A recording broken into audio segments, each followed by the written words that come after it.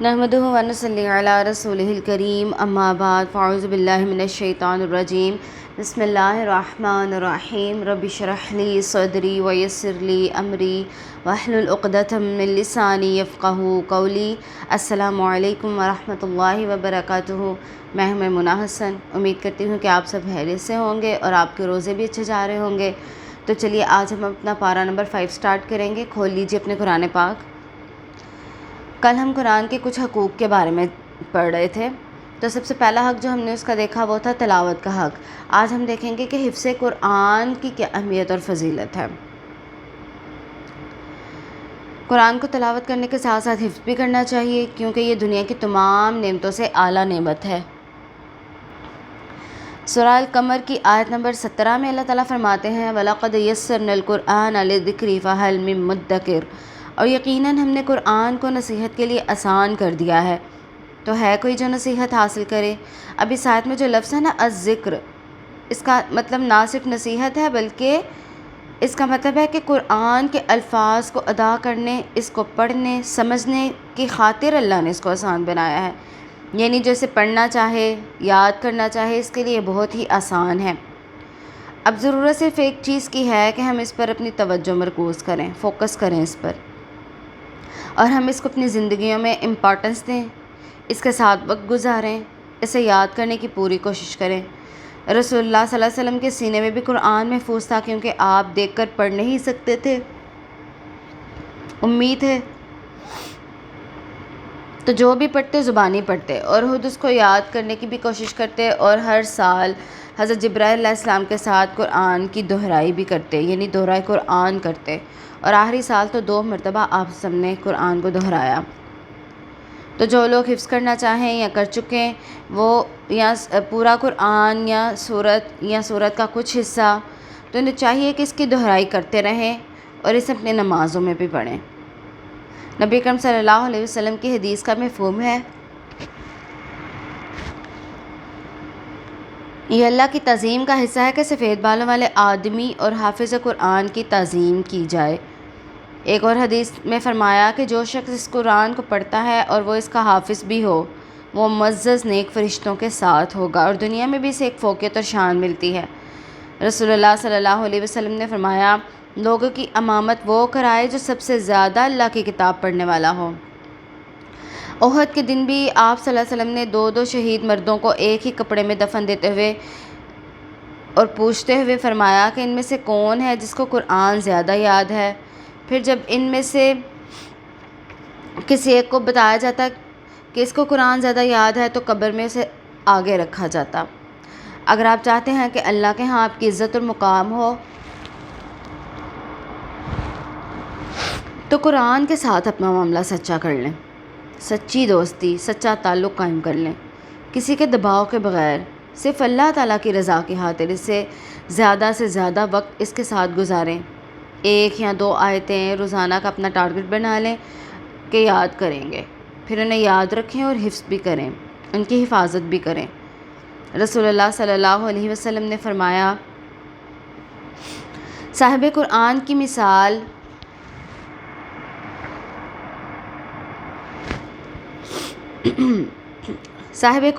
مثال رسی سے بندھے ہوئے اونٹ کے مالک جیسی ہے۔ اگر وہ اس کی رسی کی نگرانی کرے گا تو اسے روک لے گا، اور اگر اسے چھوڑ دے گا تو وہ بھاگ جائے گا۔ یعنی قرآن بھی اسی طرح بھولتا ہے اگر اسے یاد نہ رکھا جائے۔ تو اللہ تعالیٰ سے دعا ہے کہ اللہ تعالیٰ ہمیں بھی ان خوش نصیبوں میں شامل فرمائے جو حافظ قرآن ہیں اور جنت میں اور دنیا میں بھی اعلیٰ اور بلند درجات رکھتے ہیں انشاءاللہ۔ چلیے تو پارہ سٹارٹ کرتے ہیں۔ والمحصنات من النساء الا ما ملكت ايمانكم كتاب الله عليكم واحل لكم ما وراء ذلكم ان تبتغوا باموالكم محصنين غير مسافحين۔ نیز تمام شوہر والی عورتیں بھی حرام ہیں مگر وہ کنیزیں جو تمہارے قبضے میں آ جائیں۔ محصنہ کہتے ہیں وہ عورت جو شوہر والی ہو اس کو، یعنی قلعہ بند۔ تمہارے لیے یہی اللہ کا قانون ہے، اس کے ماں سوا عورتیں اپنے مال کے ذریعے حاصل کرنا تمہارے لیے جائز قرار دیا گیا ہے، بشرط یہ کہ اس سے تمہارا مقصد نکاح ہو، محض شہوت رانی نہ ہو۔ پھر ان میں سے جن سے تم لطف اٹھاؤ ان کے مقررہ حق مہر ادا کرو۔ ہاں اگر مہر مقرر ہو جانے کے بعد زوجین میں باہمی رضامندی سے کوئی سمجھوتا ہو جائے تو پھر تم پر کوئی گناہ نہیں، یقیناً اللہ سب کچھ جاننے والا حکیم ہے۔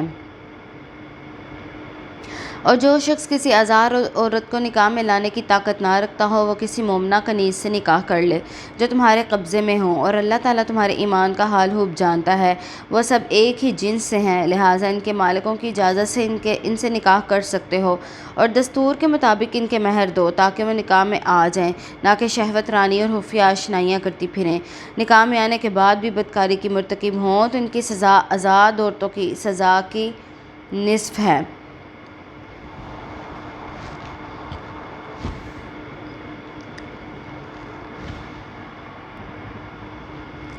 یہ تم میں سے اسی کے لیے ہے جو گناہ سے ڈرتا ہو، اور اگر تم صبر کرو تو تمہارے لیے بہتر ہے، اور اللہ بہت رحم کرنے والا ہے۔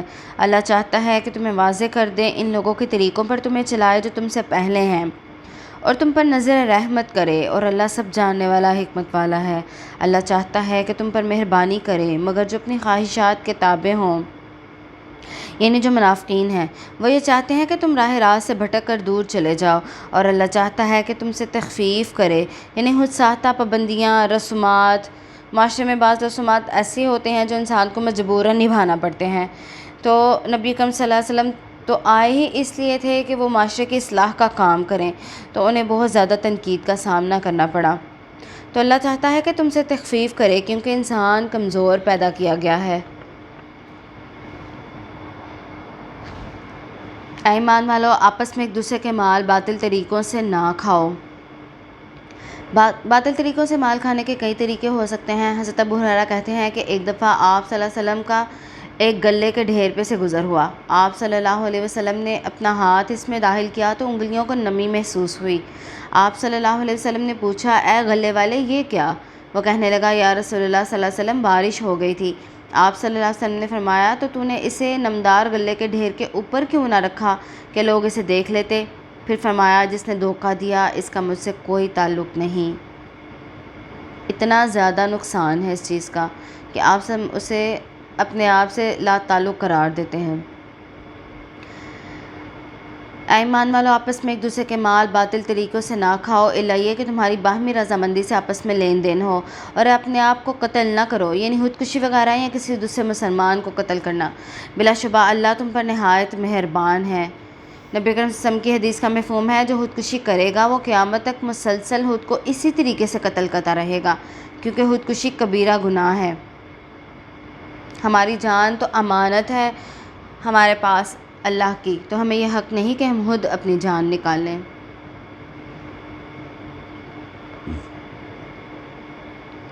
اور جو شخص ازراہ ظلم و زیادتی ایسے کام کرے گا تو ہم جلد ہی سے جہنم میں ڈال دیں گے، جانتے بوجھتے ایسے کام کرے گا، اور اللہ کے لیے یہ کوئی مشکل کام نہیں۔ تم اگر بڑے بڑے گناہوں سے بچتے رہے۔ بڑے گناہ کون سے؟ شرک، جادو، زنا، چوری، غیبت، قتل کرنا، حقوق العباد میں کمی کرنا، یہ سارے بڑے بڑے گناہ ہیں۔ تو اگر تم بڑے بڑے گناہوں سے بچتے رہے تو ہم تمہاری چھوٹی برائیوں کو نظر انداز کر دیں گے اور تمہیں عزت کی جگہ داخل کریں گے۔ اور جو اللہ نے تم میں ایک دوسرے پر فضیلت دی ہے، مال میں، علم وغیرہ میں، تو اس کی ہوس نہ کرو۔ مردوں کے لیے ان کی کمائی کے مطابق ان کا حصہ ہے، اور عورتوں کے لیے ان کی کمائی کے مطابق ان کا حصہ ہے، یعنی اعمال کے مطابق عورتوں کو بھی ثواب ملے گا اور مردوں کو بھی۔ ہاں، اللہ سے اس کے فضل کی دعا مانگتے رہو، یعنی حسد نہ کرو، اللہ سے اس کا فضل مانگو اور خوب دعائیں کرو نیک اعمال کی توفیق کی۔ یقیناً اللہ ہر چیز کو خوب جانتا ہے۔ اور جو کچھ ترکہ والدین یا قریبی رشتہ دار چھوڑے ہم نے ان کے وارث مقرر کر دیے ہیں، اور جن لوگوں سے تم نے عقد و موالات باندھ رکھا ہے انہیں ان کا حق ادا کرو، یعنی وعدے نبھائے، جو تم نے وعدے کیے ایک دوسرے کے ساتھ، قول و قرار کیے، ان کو بھی پورا کرو، ان کا حق ادا کرو۔ یقیناً اللہ تعالیٰ ہر چیز پر حاضر و ناظر ہے۔ مرد عورتوں کے معاش کے ذمہ دار اور منتظم ہے۔ الرجال قوامون، قوام اسے کہتے ہیں جو کسی ادارے کا نظام درست طریقے سے چلائے۔ تو مرد چونکہ گھر کا ذمہ دار ہے، اس لیے وہ اپنے گھر والوں کی ضروریات بہتر طریقے سے پوری کرے، کیونکہ اللہ نے یہ اس پر فرض کیا ہے۔ مرد عورتوں کے معاش کے ذمہ دار اور منتظم ہیں،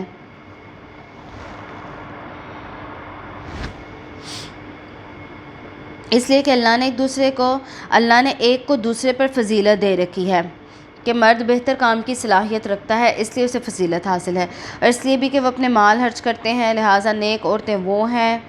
اب عورت کا رول گھر میں ہے، لہٰذا نیک عورتیں وہ ہیں جو فرما بردار ہیں، ان کی عدم موجودگی میں اللہ کی حفاظت میں مال اور آبرو کی حفاظت کرنے والی ہیں، یعنی اپنے گھر کے راز وغیرہ، گھر کی باتیں باہر نہیں بتاتی کسی دوسرے کو، اور جن سے تمہیں سرکشی کا اندیشہ ہو انہیں سمجھاؤ، اور اگر وہ نہ سمجھے تو خوابگاہوں میں ان سے الگ رہو، اور پھر بھی اگر نہ سمجھے تو انہیں مارو۔ مارنا اس طرح نہیں کہ بہت زیادہ سختی کرنی ہے، بلکہ آپ سے سب نے کہا کہ اصلاح کی کوشش میں مارنا آخری حد ہے، اور سخت چوٹ اور چہرے پر مارنے سے آپ سب نے منع فرمایا۔ رسول اللہ صلی اللہ علیہ وسلم نے فرمایا جیسے ایک مسواک ہوتا ہے اس چیز سے مارو، یعنی ہلکی سی ضرب۔ پھر اگر وہ مطیع ہو جائیں تو خواہاں ان پر زیادتی کے بہانے تلاش نہ کرو، یقیناً اللہ بلند مرتبہ اور بڑی شان والا ہے۔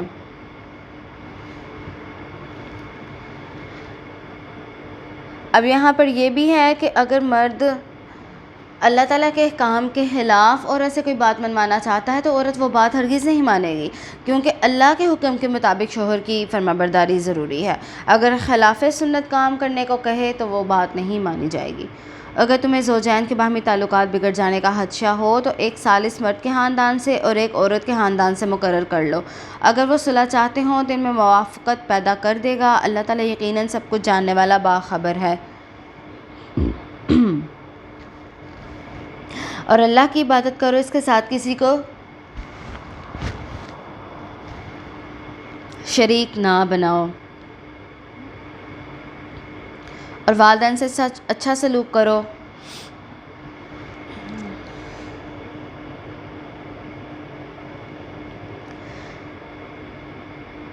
نیز قریبی رشتہ داروں، یتیموں، مسکینوں، رشتہ دار ہمسایوں اور اجنبی ہمسایوں، اپنے ہم نشین، دوستوں اور مسافر، ان سب سے اچھا سلوک کرو۔ نیز ان لونڈی غلاموں سے بھی جو تمہارے قبضے میں ہیں، اللہ یقیناً مغرور اور خود پسند بننے والوں کو پسند نہیں کرتا۔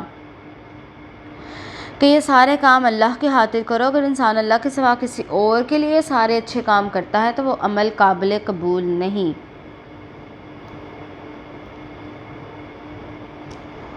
اور جہاں تک یتیم کی کفالت کا معاملہ ہے تو نبی کریم صلی اللہ علیہ وسلم کی حدیث کا مفہوم ہے کہ مسلمانوں کے گھر میں سب سے بہترین گھر وہ ہے جس میں کوئی یتیم ہو اور اس سے اچھا سلوک کیا جائے۔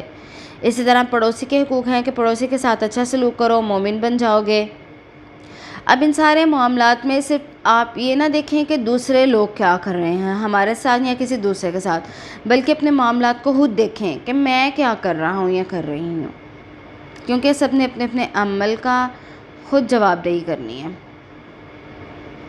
جو لوگ بخل کرتے ہیں دوسروں کو بھی بخل کی ہدایت کرتے ہیں، اور جو کچھ اللہ نے اپنے فضل سے دے رکھا ہے اسے ظاہر نہیں ہونے دیتے، ایسے کافرین نعمت کے لیے ہم نے رسوا کن عذاب تیار کر رکھا ہے۔ کہ اللہ کی نعمت اور اس کا فضل جو انہیں حاصل ہے، مال و دولت وغیرہ، تو اس کو چھپا چھپا کر رکھتے ہیں، ان کے دل تنگ ہوتے ہیں، اور جو تنگ دل ہوں وہ خوش نہیں رہ سکتے۔ اور ان کے لیے بھی جو اپنے مال خرچ تو کرتے ہیں مگر لوگوں کو دکھانے کے لیے، وہ نہ تو اللہ پر ایمان رکھتے ہیں نہ آخرت کے دن پر۔ ان ساری صفات رکھنے والے انسان ایسا ہے، اور ان صفات رکھنے والے جس شخص کا ساتھی شیطان بن گیا تو وہ بہت برا ساتھی ہے۔ یعنی یہ ساری صفات جو رکھتا ہے، دکھاوا، بخل، لوگوں کو بھی روکنا اور چھپا چھپا کر رکھنا، تو ایسے انسان کو اللہ تعالیٰ شیطان کا ساتھی بنا دیتے ہیں۔ اور ان کا کیا بگڑتا تھا اگر اللہ اور آخرت کے دن پر ایمان لاتے اور جو اللہ نے انہیں مال و دولت دیا تھا اس میں سے خرچ کرتے، اور اللہ انہیں خوب جاننے والا ہے۔ اللہ کسی پر ذرہ برابر ظلم نہیں کرتا۔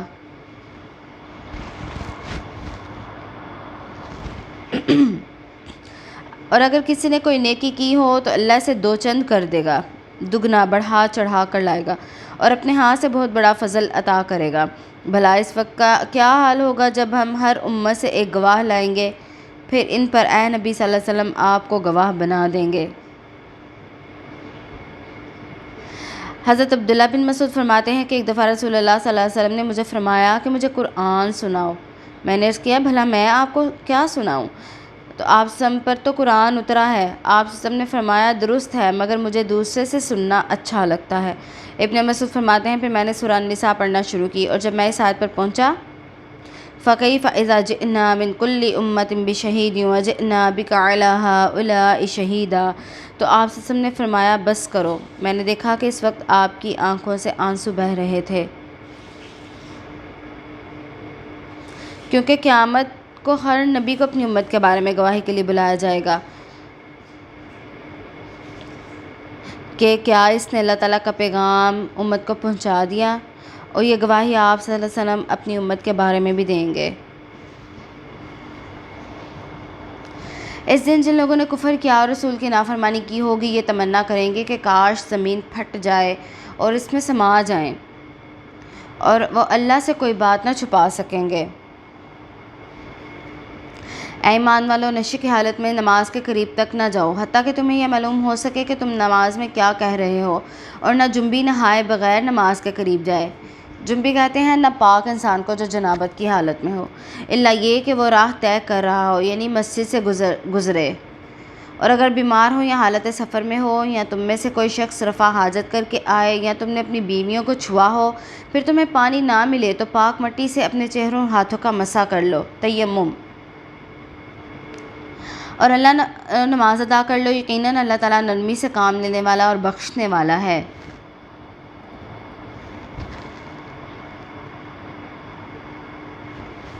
حضرت عمار بن یاسر فرماتے ہیں کہ آپ سب نے مجھے کسی مہم پر بھیجا، اس دوران میں ناپاک ہو گیا، مجھے پانی نہ ملا تو میں نے مٹی میں اس طرح لوٹ لگائی جس طرح چوپایا لوٹ لگاتا ہے۔ میں نے آپ سب سے اس کا ذکر کیا تو آپ نے فرمایا تمہارا اس طرح کرنا کافی تھا، یعنی آپ سب نے اپنے دونوں ہتھیلیوں کو ایک بار مٹی پر مارا، پھر انہیں اپنے منہ کے قریب کیا اور ان پر پھونک ماری تاکہ زائد مٹی اڑ جائے۔ پھر آپ نے بائیں ہتھیلی سے دائیں ہاتھ کی پشت پر اور دائیں ہتھیلی سے بائیں ہاتھ کی پشت پر مسح کیا، پھر دونوں ہاتھوں سے اپنے چہرہ کا مسح کیا۔ یہ ہے تیمم کا طریقہ کہ اگر 40 گھروں تک پانی نہ ملے تو انسان تیمم کر کے بھی پاکی اختیار کر سکتا ہے، نماز پڑھ سکتا ہے۔ کیا آپ نے لوگوں پر غور کیا جنہیں کتاب کا کچھ علم دیا گیا ہے، جس سے وہ گمراہی خریدتے ہیں اور چاہتے ہیں کہ تم بھی راہ حق سے بہک جاؤ، اور اللہ تمہارے دشمنوں کو خوب جانتا ہے، اور اللہ بطور حامی و ناصر تمہارے لیے کافی ہے۔ یہودیوں میں کچھ لوگ ایسے ہیں جو کتاب کے کلمات کو ان کے موقع محل سے پھیر دیتے ہیں اور اپنی زبانوں کو مروڑ کر اور دین میں طعنہ زنی کرتے ہوئے کہتے ہیں سمعنا و عصینا و اسمع غیر مسمع و راعینا، اور ان کے بجائے اگر وہ سمعنا و اطعنا اور اسمع منظورنا کہتے تو ان کے لیے بہتر اور بہت درست بات تھی، مگر اللہ نے تو ان کے کفر کی وجہ سے ان پر لعنت کر دی ہے، ان میں ماں سوائے چند لوگوں کے ایمان نہیں لاتے۔ یہود کو جب آپ سب کو حکم دیتے تو بلند آواز سے سمعنا کہتے اور آہستہ آہستہ کہتے عصینا۔ سمعنا کا مطلب ہے ہم نے سن لیا، اور عصینا کا مطلب ہے ہم نہیں مانیں گے، یا اطعنا ہم نے اطاعت کی، اس کو اونچی آواز سے کہتے اور اس طرح زبانوں کو مروڑ کر کہتے و اطعنا کے بجائے عصینا ہم نے نافرمانی کی۔ جب کچھ پوچھنا درکار ہوتا آپ سب سے تو کہتے اسمع ہماری بات سنیں، اور اس کے بجائے راعینا کہتے ہماری رعایت کریے، یا زبانوں کو مروڑ کر راعینا ہمارے چرواہے، اس طرح کے الفاظ کہہ دیتے یعنی تحریف کرتے۔ تو اہل کتاب جو ہم نے قرآن نازل کیا ہے اس پر ایمان لے آؤ، یہ کتاب تصدیق کرتی ہے اس کی جو تمہارے پاس ہے، اور اس سے پہلے ایمان لاؤ کہ پھر تمہارے چہرے بگاڑ کر تمہاری پشتوں کی طرف پھیر دیں گے، یا تم پر ایسی پھٹکار ڈال دیں گے جیسی ہفتے والوں پر ڈالی تھی، اور اللہ کا حکم نافذ ہو کے رہتا ہے۔ یعنی نیکی کا کام کرنے میں جلدی کرو، کیا پتہ کب وقت ہاتھ سے نکل جائے اور تمہاری موت واقع ہو جائے، اس دن حسرت کے سوا کچھ بھی ہاتھ نہ آئے۔ ان اللہ لا یغفر ان یشرک بہ ویغفر ما دون ذلک لمن یشاء، بلا شبہ اللہ شرک کو بھی معاف نہ کرے گا اور اس کے علاوہ وہ جسے چاہے معاف کر دیتا ہے، اور جس نے اللہ کے ساتھ کسی کو شریک بنایا اس نے بہتان باندھا اور یہ بہت بڑا گناہ ہے۔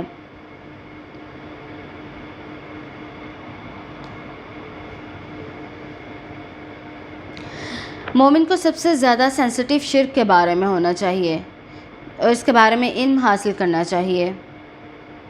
ابی درداء سے روایت ہے کہ فرمان رسول صلی اللہ علیہ وسلم ہے، لا تشرک باللہ شیئا وان قتلت او حرقت، اللہ تعالیٰ کے ساتھ کسی کو شریک نہ ٹھہرانا، ہاتھوں میں کاٹ دیا جائے یا جلا دیا جائے۔ حضرت ابن مسعود سے روایت ہے کہ فرمان رسول صلی اللہ علیہ وسلم ہے، ان رقی والتمائم والتولۃ شرک، دم، تویز اور کوندے سب شرک ہیں۔ حضرت ابو ہریرہ روایت کرتے ہیں کہ رسول اللہ صلی اللہ علیہ وسلم نے فرمایا کہ اللہ تعالیٰ فرماتے ہیں، میں اپنے حصہ داروں کی نسبت اپنا حصہ لینے سے بے نیاز ہوں۔ جس شخص نے ایسا عمل کیا جس میں میرے ساتھ کوئی غیر کو شریک بنایا تو میں اس صاحب عمل کو اور اس عمل کو دونوں کو چھوڑ دیتا ہوں۔ تو شرک سے بچنا بہت ضروری ہے۔ توحید کا علم حاصل کرنا، شرک کے بارے میں جاننا عقائد کے علم میں سے سب سے بڑا علم ہے۔ تو اس کے بارے میں مزید جانیے اور پڑھیے اور اس سے بچنے کی کوشش کیجیے۔ کیا آپ نے لوگوں کی حالت پر غور کیا جو اپنی پاکیزگی نفس کی شہی بگاڑتے ہیں، یعنی اپنی تعریفیں اپنے منہ سے خود ہی کرتے ہیں، حالانکہ اللہ ہی پاک کرتا ہے جسے چاہتا ہے اور ان پر ذرہ بھر بھی ظلم نہیں کرتا۔ ولا یظلمون فتیلا، فتیلا کہتے ہیں کھجور کی گٹھلی کے اوپر جو دھاگا ہوتا ہے، کہ اللہ تعالیٰ اس دھاگے کے جتنا بھی کسی پر ظلم نہیں کرتا، بلکہ انسان اپنے اعمال کی وجہ سے ہی سزا پائے گا۔ دیکھیے یہ لوگ کس قدر وہ ساختہ جھوٹ اللہ پر لگاتے ہیں اور یہی گناہ ان کے گناہ گار ہونے پر کافی ہے۔ کیا آپ نے ان لوگوں پر غور کیا جنہیں کتاب کا کچھ علم دیا گیا ہے؟ وہ جبت اور طاغوت پر ایمان رکھتے ہیں اور کافروں کے متعلق کہتے ہیں کہ ان ایمان والوں سے تو یہی لوگ زیادہ ہدایت یافتہ ہیں، یعنی صاحب کتاب ہونے کے باوجود توہمات، جادو، تویز، ٹونے ان سب پر یقین رکھتے ہیں۔ یہی لوگ ہیں جن پر اللہ نے لعنت کی ہے، اور جس پر اللہ لعنت کر دے آپ اس کا کوئی مددگار نہ پائیں گے، یا ان کا حکومت میں کوئی حصہ ہے۔ اگر ایسی صورت ہو تو وہ لوگوں کو پھوٹی کوڑی بھی نہ دیں، یا وہ دوسرے لوگوں پر اس لیے حسد کرتے ہیں کہ اللہ نے اپنے فضل سے انہیں کچھ دے رکھا ہے۔ بس ہم نے تو آل ابراہیم کو کتاب و حکمت بھی دی تھی اور بہت بڑی سلطنت بھی دے رکھی تھی۔ پھر ان میں سے کوئی تو اس پر ایمان لے آیا، کوئی اس سے رکا رہا۔ ایسے باز رہنے والوں کو بھڑکتی ہوئی جہنم ہی کافی ہے۔ جن لوگوں نے ہماری آیات کا انکار کیا ہم یقیناً انہیں واصل جہنم کریں گے۔ جب بھی ان کے جسموں کی کھال گل جائے گی تو ہم دوسری کھال بدل دیں گے تاکہ عذاب کا مزہ وہ چکھتے رہیں، اور اللہ تعالیٰ یقیناً زبردست اور حکمت والا ہے۔ نبی کریم صلی اللہ علیہ وسلم کی حدیث کا مفہوم ہے کہ جہنم میں جہنمی کی کھال 70 بالشت موٹی ہو جائے گی اور ایک داڑھ احد پہاڑ کے برابر ہو جائے گی۔ اور جو لوگ ایمان لے آئے نیک عمل کیے ہم عنقریب انہیں ایسے باغات میں داخل کریں گے جن میں نہریں بہہ رہی ہیں اور ان میں ہمیشہ رہیں گے، وہاں ان کے لیے پاک صاف بیویاں ہوں گی اور انہیں گھنی چھاؤں میں داخل کریں گے۔ سہیل ابن مسعود سے روایت ہے کہ آپ صلی اللہ علیہ وسلم نے فرمایا، جنت میں ایک درخت ہے جس کا سایہ اتنا بڑا ہے کہ ایک تیز گھڑ سوار سال میں بھی اسے طے نہیں کر سکے گا، اتنی گھنی چھاؤں۔ مسلمانوں، بلا شبہ اللہ تعالیٰ تمہیں حکم دیتا ہے کہ جو امانتوں کے حقدار ہیں انہیں امانتیں ادا کرو، اور جب لوگوں میں فیصلہ کرنے لگو تو انصاف سے فیصلہ کرو۔ اللہ تعالیٰ یقیناً اچھی نصیحت کرتا ہے اور وہ سب کچھ سننے والا اور دیکھنے والا ہے۔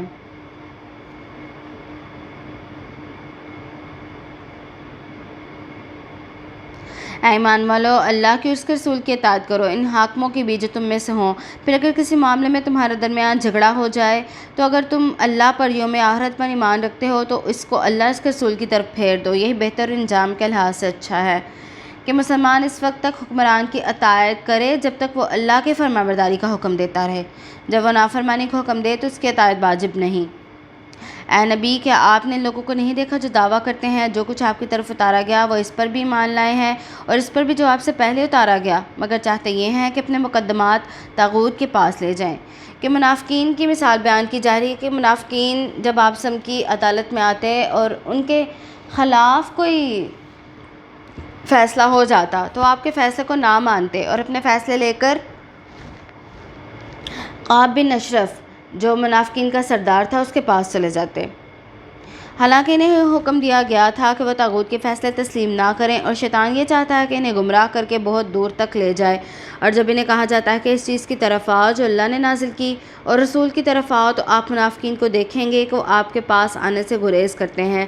پھر ان کا کیا حال ہوتا ہے جب ان کے کرتوتوں کی بدولت ان پر کوئی مصیبت آ پڑتی ہے؟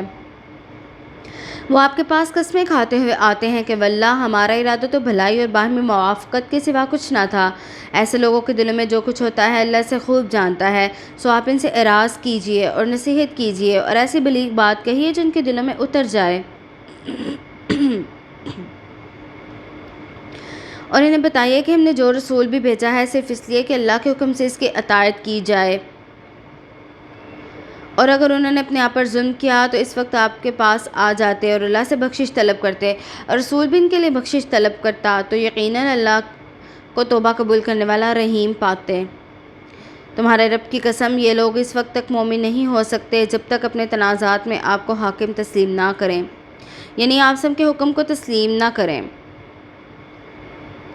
پھر آپ جو بھی فیصلہ کریں اس کے متعلق اپنے دلوں میں گھٹن بھی محسوس نہ کریں اور اس فیصلے پر پوری طرح سر خم تسلیم کریں۔ اگر ہم ان پر واجب کر دیتے کہ وہ اپنے آپ کو قتل کریں یا اپنے گھروں سے نکل جائیں تو ماں سوائے چند آدمیوں کے ان میں سے کوئی بھی ایسا نہ کرتا، اور اگر وہی کچھ کر لیتے جو انہیں نصیحت کی جاتی ہے تو یہ بات ان کے حق میں بہتر اور زیادہ ثابت قدمی کا موجب بن جاتی۔ اس صورت میں ہم انہیں اپنے ہاں سے بڑا اجر بھی دیتے اور انہیں صراط مستقیم کی ہدایت بھی دیے رکھتے۔ اور جو شخص اللہ اس کے رسول کی اطاعت کرتا ہے تو ایسے لوگ ان لوگوں کے ساتھ ہوں گے جن پر اللہ نے انعام کیا، یعنی انبیاء، صدیقین، شہیدوں اور صالحین کے ساتھ، اور رفیق ہونے کے لحاظ سے یہ لوگ کتنے ہی اچھے ہیں کہ انسان قیامت کے دن اسی کے ساتھ اٹھایا جائے گا جس سے وہ دنیا میں محبت کرتا ہے۔ تو اپنا اپنا محاسبہ کریں کہ کیا واقعی ہمیں اللہ، اس کے رسول اور انبیاء اور صدیقین سے محبت ہے۔ حضرت عائشہ فرماتی ہیں کہ ایک آدمی آپ صلی اللہ علیہ وسلم کے پاس آیا اور کہا، اے اللہ کے رسول، آپ مجھے اپنی جان سے زیادہ عزیز ہیں اور میری اولاد سے زیادہ عزیز ہیں۔ میں جب اپنے گھر میں ہوتا ہوں تو صبر نہیں آتا حتیٰ کہ آپ کو آ کر دیکھ لیتا ہوں، اور جب مجھے اپنی اور آپ سب کی موت یاد آتی ہے تو سمجھتا ہوں کہ آپ جنت کے اعلیٰ مراتب میں نبیوں کے ساتھ ہوں گے، اور جب میں جنت میں داخل ہو جاؤں گا تو آپ کو دیکھ نہ سکوں گا۔ تو آپ سب نے کچھ جواب نہ دیا حتیٰ کہ جبرائیل یہ آیت لے کر نازل ہوئے۔ اس آیت سے صحابہ اتنا خوش ہوئے کہ جتنا پہلے وہ کسی چیز سے خوش نہ ہوئے تھے۔ تو ہمیں بھی اپنی محبتوں کا جائزہ لینے کی ضرورت ہے کہ ہم دنیا میں تو عاشق نبی ہونے کا دعویٰ کرتے ہیں، تو کیا واقعی ہم اللہ کے نبی سے اتنی محبت کرتے ہیں، ان کی سنتوں کی اتنی پیروی کرتے ہیں کہ قیامت کے دن ہمیں ان کا ساتھ نصیب ہو جائے؟ یا ایھا الذین آمنوا خذوا حذرکم فانفروا ثباتا او انفروا جمیعا، اے ایمان والو اپنے دفاع کا سامان ہر وقت اپنے پاس رکھو، پھر خواہ الگ الگ دستوں میں یا سب اکٹھے مل کر کوچ کرو۔ تم میں سے کوئی ایسا بھی ہے جو پیچھے رہ جاتا ہے، پھر اگر تمہیں کوئی مصیبت پہنچ جائے تو کہتا ہے مجھ پر تو اللہ نے بہت احسان کیا ہے کہ میں ان میں موجود نہ تھا، اور اگر تم پر اللہ کا فضل ہو جائے تو یوں بات کرتا ہے جیسے تمہارے اس کے درمیان کوئی دوستی کا رشتہ تھا ہی نہیں، اور کہتا ہے کاش میں بھی ان کے ساتھ ہوتا تو کتنی بڑی کامیابی سے ہمکنار ہوتا۔ یعنی مطلب پرست، دنیا پرست لوگ کہ منافقین کا کردار ہے، وہ جہاد سے خود بھی رکتے ہیں، دوسروں کو بھی روکتے ہیں، لیکن جب مسلمانوں کو کوئی کامیابی مل جاتی ہے، مال غنیمت مل جاتا ہے تو کہتے ہیں کاش ہم بھی ان کے ساتھ موجود ہوتے تو ہم بھی کچھ تھوڑا حصہ حاصل کر لیتے۔ لہٰذا جن لوگوں نے آخرت کے عوض دنیا کی زندگی کو بیچ دیا ہے انہیں اللہ کی راہ میں لڑنا چاہیے، اور جو شخص اللہ کی راہ میں لڑتا ہے پھر خواہ وہ شہید ہو جائے یا غالب آ جائے تو جلدی دونوں صورتوں میں سے بہت بڑا اجر عطا کریں گے۔ مسلمانوں تمہیں کیا ہو گیا ہے کہ تم اللہ کی راہ میں جہاد نہیں کرتے؟ یہ تو تب کا حکم ہے جب مسلمانوں کو واقعی جنگ کا حکم دیا گیا، لیکن آج ہمارے لیے کیا حکم ہے اس میں کہ مسلمانوں تمہیں کیا ہو گیا ہے کہ تم اللہ کی راہ میں جہاد نہیں کرتے؟ آج ہمارے لیے سب سے بڑا جہاد کیا ہے؟ جائے نماز کی طرف جانا، اول وقت میں نماز ادا کرنا، کوشش کرنا۔ جہاد کا مطلب کیا ہے؟ تگو کوشش پوری دل جمی کے ساتھ۔ تو کوئی بھی دین کا کام، کوئی بھی ایسا نیکی کا کام جسے کرتے ہوئے ہمیں گھٹن محسوس ہو، سستی محسوس ہو، تو دراصل وہی ہمارا جہاد ہے کہ ہم اس وقت کیا کرتے ہیں، پوری کوشش کرتے ہیں اس کام کو کرنے کی، یا پھر سستی اور بزدلی دکھاتے ہیں اور منافقین کی طرح الگ ہو کر بیٹھ جاتے ہیں۔ مسلمانوں تمہیں کیا ہو گیا ہے کہ تم اللہ کی راہ میں جہاد نہیں کرتے؟ جبکہ کئی کمزور مرد، عورتیں اور بچے ایسے ہیں جو یہ فریاد کرتے ہیں، ربنا اخرجنا من هذه القرية الظالم اهلها واجعل لنا من لدنك وليا واجعل لنا من لدنك نصيرا۔ اے ہمارے رب، ہمیں اس بستی سے نکال جس کا باشندے ظالم ہے، اور اپنی جناب سے ہمارے لیے کوئی حامی مقرر کر دے، اور اپنی جناب سے ہمارے لیے کوئی مددگار بھی پیدا فرما دے۔ جو لوگ ایمان لائے ہیں وہ تو اللہ کی راہ میں جنگ کرتے ہیں، اور جو کافر ہیں وہ طاغوت کی راہ میں۔ سو ان شیطانوں کے دوستوں سے خوب جنگ کرو، یقیناً اللہ شیطان کی چال کمزور کرتا ہے۔ کیا آپ نے ان لوگوں کے حال پر غور نہیں کیا جنہیں کہا گیا تھا کہ ابھی جنگ سے ہاتھ روکے رکھو اور ابھی صرف نماز قائم کرو اور زکوٰۃ ادا کرتے رہو؟ پھر جب ان پر جہاد فرض کیا گیا تھا تو ان میں کچھ لوگوں سے یوں ڈرنے لگے جیسے اللہ سے ڈرنا چاہیے یا اس سے بھی زیادہ، اور کہنے لگے، اے ہمارے رب، تو نے ہم پر جنگ کیوں فرض کی؟ ہم مزید کچھ عرصے کے لیے ہمیں کیوں مہلت نہ دی؟ آپ ان سے کہیے، دنیا کا آرام تو چند روزہ ہے، اور ایک متقی کے لیے آخرت ہی بہتر ہے، اور ان پر ذرہ بھر بھی ظلم نہیں کیا جائے گا۔ مکہ میں ابتداً مسلمانوں کو جنگ کی اجازت نہیں دی گئی تھی، کیونکہ مسلمان کمزور تھے بھی اور تعداد میں بھی کم تھے، اور انہیں یہ حکم تھا کہ صرف صبر استقامت سے اپنی جو مشکلات ہیں انہیں برداشت کرتے رہیں، اور نماز اور زکوٰۃ بھی ادا کرتے رہیں، اور اللہ تعالیٰ سے اپنا جو تعلق ہے اسے مضبوط کریں۔ حضرت ابن عباس روایت ہے کہ حضرت عبد الرحمن ابن عوف ان کے ساتھی مکہ میں نبی اکرم صلی اللہ علیہ وسلم کے پاس آئے اور کہا، اللہ کے رسول صلی اللہ علیہ وسلم، جب ہم مشرک تھے تو عزت والے تھے، پھر ہم ایمان لے آئے تو ذلیل ہو گئے۔ آپ نے فرمایا، ابھی مجھے درگزر کا حکم دیا گیا ہے، لہٰذا جنگ نہ کرو۔ پھر جب اللہ نے ہمیں مدینہ منتقل کر دیا تو ہمیں جنگ کا حکم دیا گیا، اور بعض لوگ جنگ سے رک گئے تو اللہ نے یہ آیت نازل کی۔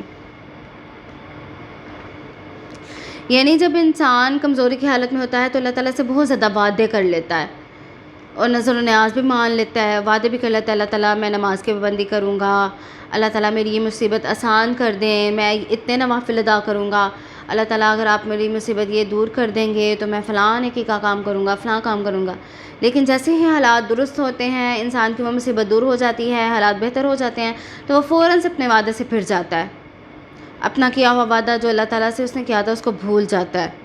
تو اس میں ہمارے لیے سیکھنے کی بات ہے کہ حالات جیسے بھی ہوں اپنا تعلق اللہ سے مضبوط رکھیں،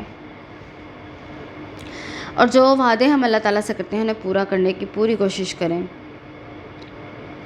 جہاں کہیں بھی تم ہو، موت تمہیں آ ہی لے گی، ہاں تو مضبوط قلعوں میں محفوظ ہو جاؤ، اور اگر انہیں کوئی فائدہ پہنچے تو کہتے ہیں یہ اللہ کی طرف سے پہنچا ہے، اور اگر کوئی مصیبت پڑ جائے تو کہتے ہیں یہ تمہاری وجہ سے ہے۔ آپ ان سے کہیے کہ سب کچھ اللہ کی طرف سے ہوتا ہے، کوئی بھلائی پہنچے یا کوئی خوشی، وہ سب اللہ کی طرف سے ہے، کسی انسان کے ہاتھ میں نہیں۔ آج ہمارے ساتھ بھی یہی ہے نا، ہمارا عقیدہ بھی کتنا باطل ہو چکا کہ ہم کہتے ہیں کہ فلاں ہمارے گھر آیا، اس کی وجہ سے ہمارا یہ نقصان ہو گیا، فلاں نے ہمیں دیکھا اس کی وجہ سے یہ نقصان ہو گیا۔ تو اللہ تعالیٰ کیا کہتے ہیں کہ مصیبت اور خوشی اللہ کے ہاتھ میں ہے۔ آخر ان لوگوں کو کیا ہو گیا ہے کہ بات کو سمجھنے کی کوشش ہی نہیں کرتے؟ اگر تمہیں کوئی فائدہ پہنچے تو وہ اللہ کی طرف سے ہے، اور کوئی مصیبت پہنچے وہ تمہارے اپنے اعمال کی بدولت ہے۔ یعنی عزت تو انسان کو اللہ دیتا ہے، لیکن انسان ذلیل اپنے اعمال کی وجہ سے ہوتا ہے، کیونکہ وہ اللہ کی نافرمانی میں لگا ہوتا ہے۔ اور ہم نے آپ کو ان سب لوگوں کے لیے رسول بنا کر بھیجا، اور اللہ کی گواہی ہی کافی ہے۔ جس نے رسول کی اطاعت کی تو اس نے اللہ کی اطاعت کی، اور اگر کوئی منہ موڑتا ہے تو ہم نے آپ کو اس پر پاسبان بنا کر نہیں بھیجا، اور آپ ان سے کہتے ہیں کہ اطاعت کریں گے، وہ آپ سے کہتے ہیں کہ اطاعت کریں گے، لیکن جب آپ کے ہاں سے جاتے ہیں تو ان میں سے کچھ لوگ رات کو جمع ہو کر آپ کی باتوں کے برعکس مشورے کرتے ہیں۔ اللہ ان کے باہمی مشورے لکھتا جاتا ہے، لہٰذا ان کی پرواہ نہ کیجیے اور اللہ پر بھروسہ کیجیے۔ وَكَفَىٰ بِاللَّهِ وَكِيلًا، اور اللہ پر بھروسہ کرنا ہی کافی ہے۔ افلا یتدبرون القرآن، کیا یہ لوگ قرآن میں غور و فکر نہیں کرتے؟ ہمارے لیے بھی بہت زیادہ اس میں ڈرنے کی بات ہے، بہت زیادہ غور و فکر کرنے کی بات ہے کہ کیا یہ لوگ قرآن میں غور نہیں کرتے؟ اگر یہ قرآن اللہ کے علاوہ کسی اور کی طرف سے ہوتا تو اس میں بہت سا اختلاف پاتے، اور جب کوئی امن کی یہاں طرح کی خبر ان تک پہنچتی ہے تو اسے فوراً نشر کرتے ہیں، اور اگر ویسے رسول یا اپنے کسی ذمہ دار حاکم تک پہنچاتے تو ایسے لوگوں کے علم میں وہ بات آ جاتی جو اسے صحیح نتیجہ اخذ کر سکتے ہیں،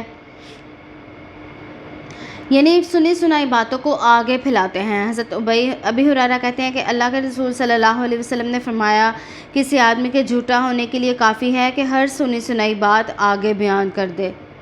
بات کو پھیلانے سے جب تک اس کی تصدیق نہ ہو جائے بہت زیادہ منع کیا گیا ہے، بہت بڑا یہ گناہ ہے، اس لیے ہر سنی سنائی بات کو آگے نہ بیان کیا جائے۔ اور اگر اللہ کا فضل و اس کی رحمت تمہارے شامل حال نہ ہوتی تو تم ماں سوائے چند لوگوں کے شیطان کے پیچھے لگ جاتے۔ آپ اللہ کی راہ میں جہاد کیجیے، آپ پر صرف آپ کی اپنی ہی ذمہ داری ہے، مسلمانوں کو جہاد کی ترغیب دلائیے۔ ممکن ہے کہ اس طرح اللہ تعالیٰ کافروں کی لڑائی کو روک دے اور اللہ خود ان سے لڑائی کرے اور انہیں سخت سزا دینے میں بہت سخت ہے۔ جو شخص بھلائی کی سفارش کرے گا تو اسے اس کا حصہ ملے گا، اور جو بری سفارش کرے گا اس سے بھی وہ حصہ پائے گا، اور اللہ ہر چیز پر نظر رکھنے والا ہے۔ حضرت ابو موسیٰ سے روایت ہے کہ آپ کے پاس جب کوئی سائل آتا یا وہ آپ سے کسی چیز کا سوال کیا جاتا تو آپ صحابہ سے فرماتے کہ تم سفارش کرو، اس کا ثواب تمہیں بھی ملے گا، اور اللہ جو چاہتا ہے اسے اپنے نبی کی زبان سے جاری کرا دیتا ہے یا فیصلہ کرا دیتا ہے۔ یہاں پر خیر کے کاموں میں دوسروں کو موٹیویٹ کرنے کی ہمیں تاکید کی گئی کہ خیر کے کاموں میں دوسروں کو موٹیویٹ کرنا، ان کی رہنمائی کرنا، انہیں شوق دلانا، اور اگر وہ نیکی کا کام کر لیتے ہیں تو آپ بھی اس میں سے ایک حصہ پائیں گے۔ اس طرح برائی کے کام میں بھی جو کوئی شخص تمہیں سلام کہے تو تم اس سے بہتر اس کے سلام کا جواب دو، یا کم از کم وہی کلمہ کہہ دو، یقیناً اللہ ہر چیز کا حساب رکھنے والا ہے۔ حضرت ابو ہریرہ سے روایت ہے کہ آپ صلی اللہ علیہ وسلم نے فرمایا کہ تمہیں ایسی چیز نہ بتاؤں کہ جب تم اسے کرو تو آپس میں محبت کرنے لگو، وہ ہے آپس میں سلام کو خوب پھیلاؤ۔ حضرت عمران کہتے ہیں کہ ایک آدمی آپ صلی اللہ علیہ وسلم کے پاس آیا اور کہا السلام علیکم، تو آپ نے فرمایا 10، اس کے لیے 10 نیکیاں ہیں۔ پھر ایک اور آدمی آیا، اس نے کہا السلام علیکم ورحمۃ اللہ، آپ نے فرمایا 20۔ پھر ایک اور آیا، اس نے کہا السلام علیکم ورحمۃ اللہ وبرکاتہ، آپ نے فرمایا اس کے لیے 30 نیکیاں ہیں۔ اس طرح سلام اللہ کے ناموں میں سے ایک نام ہے، اسے پھیلاؤ۔ سلام کرنے والوں کو سلام جو کرتا ہے اگر اس کے سلام کا کوئی جواب نہ دے تو اسے بھی دل چھوٹا نہیں کرنا چاہیے، کیونکہ اس کے سلام کا جواب فرشتے خود دیتے ہیں۔ اللہ کے سوا کوئی الہ نہیں، یقیناً تمہیں قیامت کے دن اکٹھا کرے گا جس کے آنے میں کوئی شبہ نہیں، اور اللہ سے زیادہ سچی بات کس کی ہو سکتی ہے۔ اسی کے ساتھ آپ سے اجازت چاہتی ہوں، کل پھر ملاقات ہوگی انشاءاللہ۔ اپنا اور دوسروں کا خیال رکھیے، اور رمضان کے دن ہیں، بہت زیادہ ڈھیروں دعائیں کریں اپنے لیے بھی، میرے لیے بھی، سب کے لیے، سب مسلمانوں کے لیے، اپنے ملک کے لیے بھی بہت زیادہ دعائیں کریں، کیونکہ روزے کی حالت میں جو دعا کی جاتی ہے وہ ضرور قبول کی جاتی ہے۔ اللہ تعالی ہم سب کا حامی و ناصر ہو۔ السلام علیکم ورحمۃ اللہ وبرکاتہ۔